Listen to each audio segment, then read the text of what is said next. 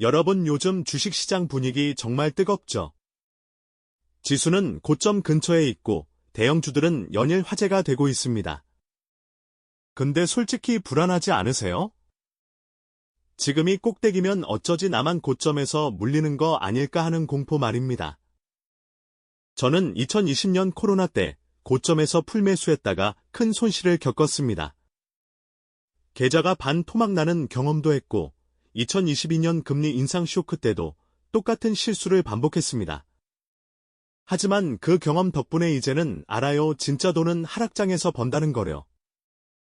오늘 이 영상에서 역대급 고점인 지금 어떻게 준비해야 하는지 그리고 언젠가 찾아올 하락장에서 어떻게 살아남는지 모든 걸 공개하겠습니다.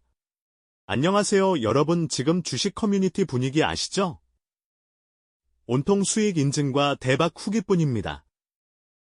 다들 신나 있어요. 하지만 역사를 보면 모두가 환호할 때가 가장 위험했습니다.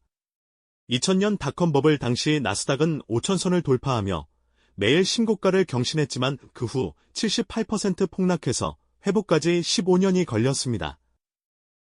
2008년 금융위기 직전에도 다우지수는 역대 최고치를 찍었고 2021년 말 코인 광풍 때도 비트코인은 69,000달러로 정점을 찍었다가 1년 만에 반토막 났죠.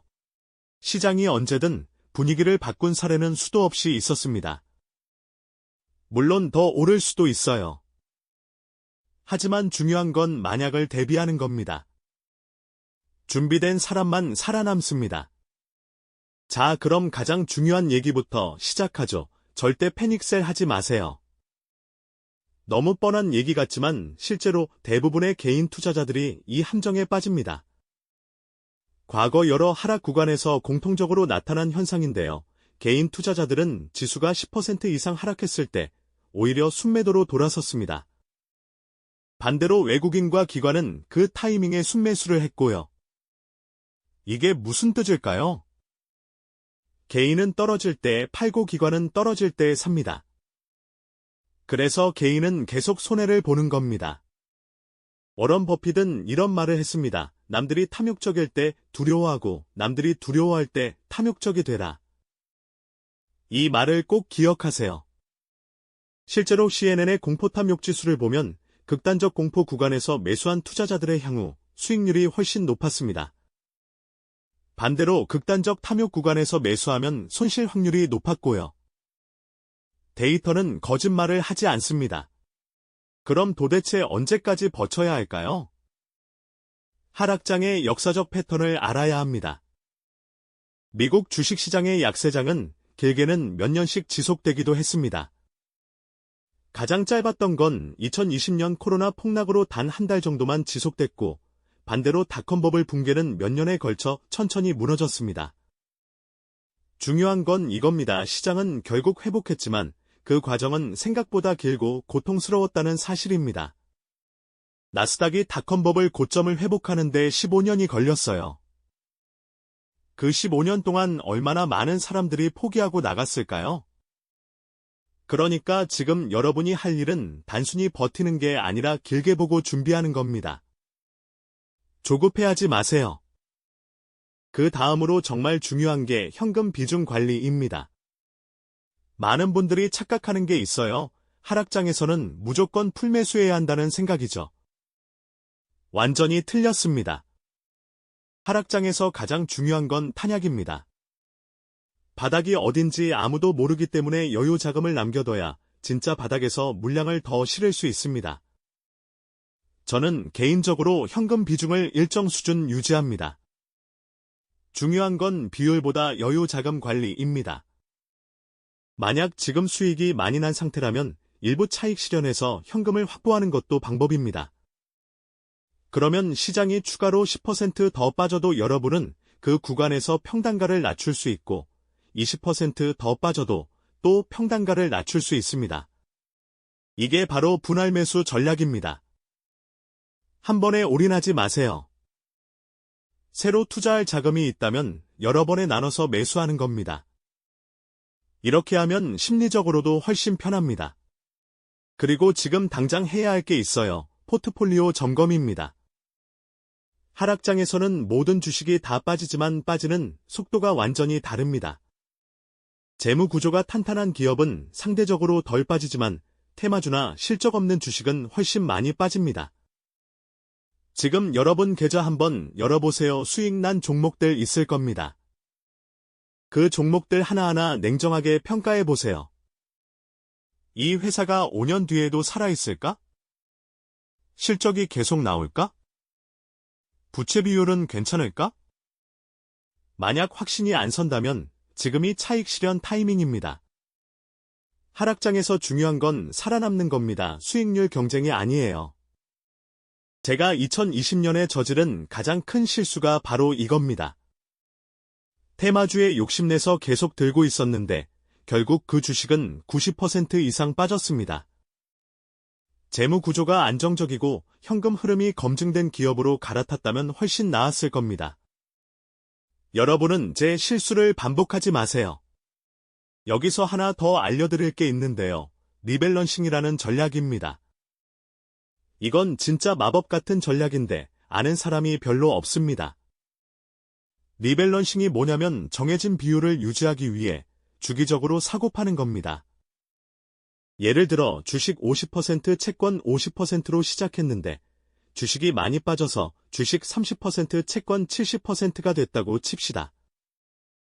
이때 채권을 일부 팔아서 주식을 사서 다시 50대 50으로 맞추는 겁니다. 반대로 주식이 올라서 70대 30이 되면 주식을 팔아서 채권을 삽니다. 이게 왜 중요하냐면 자동으로 싸게 사고 비싸게 파는 시스템이 되기 때문입니다. 실제로 장기 연구를 보면 단순히 주식만 보유한 포트폴리오보다 주식과 채권을 적절한 비율로 리밸런싱한 포트폴리오가 변동성은 훨씬 낮으면서도 수익률은 비슷하거나 더 좋았습니다. 심지어 금융위기 같은 큰 폭락 때는 리밸런싱 포트폴리오가 훨씬 빨리 회복했고요. 지금 여러분도 당장 실천할 수 있습니다. 몇 개월마다 한 번씩 포트폴리오 비중을 체크하고 크게 벗어나면 조정하세요. 이것만 해도 장기적으로 엄청난 차이를 만듭니다. 솔직히 말하면요, 하락장에서 가장 어려운 게 기술이나 전략이 아닙니다. 멘탈 관리입니다. 매일 아침 일어나서 계좌 확인하면 마이너스고 뉴스 켜면 폭락 소식뿐이고 주변 사람들은 다 손절했다고 하면 정말 불안합니다. 저도 2022년에 그랬습니다. 그때 제가 했던 방법을 공유하겠습니다. 먼저 하루에 한 번만 계좌를 확인했습니다. 아침에 한 번 보고 그 다음엔 안 봤어요. 계속 보면 스트레스만 쌓입니다. 그리고 투자 일기를 썼습니다. 오늘 시장이 왜 움직였는지, 내 심리 상태는 어떤지, 앞으로 어떻게 할 건지 적었습니다. 이렇게 하면 감정적인 결정을 줄일 수 있습니다. 또 과거 차트를 많이 봤습니다. 2008년 차트, 2020년 차트, 2022년 차트 다 찾아봤어요. 그러면 지금 상황이 그렇게 특별하지 않다는 걸 알게 됩니다. 역사는 패턴을 반복하거든요. 가장 중요한 건 장기적인 목표에 집중하는 겁니다. 저는 10년 이상 보고 투자합니다. 그럼 1년 정도 조정은 큰 문제가 아니에요. 여러분도 여러분의 투자 목표를 다시 한번 생각해 보세요. 단타로 한 달 안에 수익 내려고 한 거면 하락장은 지옥입니다. 하지만 10년, 20년 보고 투자한 거면 지금은 그냥 중간 과정일 뿐입니다. 상승장에서는 아무나 돈 법니다. 그냥 사기만 해도 오르니까요. 하지만 하락장은 완전히 다릅니다. 진짜 실력이 있는 사람만 살아남습니다. 그래서 지금이 공부할 최고의 타이밍입니다. 재무제표 보는 법 배우세요. PBR, ROE 이런 지표들이 뭔지 알아야 합니다. 그래야 이 주식이 싼 건지 비싼 건지 판단할 수 있습니다. 거시경제도 공부하세요. 금리가 오르면 주식에 어떤 영향을 미치는지, 환율이 변하면 어떻게 되는지 알아야 합니다. 그래야 뉴스를 봤을 때 이게 호재인지 악재인지 스스로 판단할 수 있습니다. 성공한 투자자들의 공통점은 단 하나입니다. 변동성을 견디는 법을 배웠다는 겁니다. 결국 투자의 본질은 감정을 컨트롤하는 겁니다. 그리고 투자 기술과는 상관없지만 진짜 중요한 게 하나 더 있어요. 추가 수입원을 만드는 겁니다. 하락장이 길어지면 투자금이 계속 묶여 있습니다. 이때 새로운 돈이 들어와야 추가 매수를 할 수 있습니다. 월급만으로는 부족합니다. 저는 투자 외 수입원을 만들고 있습니다. 요즘은 방법이 정말 많습니다. 블로그 프리랜서, 플랫폼 부업 뭐든지 좋습니다. 한 달에 50만 원만 더 벌어도 1년이면 600만 원입니다. 이걸로 하락장에서 좋은 주식을 모을 수 있습니다. 중요한 건 지금 당장 시작하는 겁니다. 세금 혜택도 놓치지 마세요. 한국에는 ICA 계좌, 연금저축, IRP 같은 절세 계좌가 있습니다. 이런 계좌들은 수익에 대한 세금을 줄여주거나 나중으로 미뤄줍니다. 특히 ISA는 국내 주식 매매 차익에 대해 일정 금액까지 비과세고 그 이상은 낮은 세율만 적용됩니다.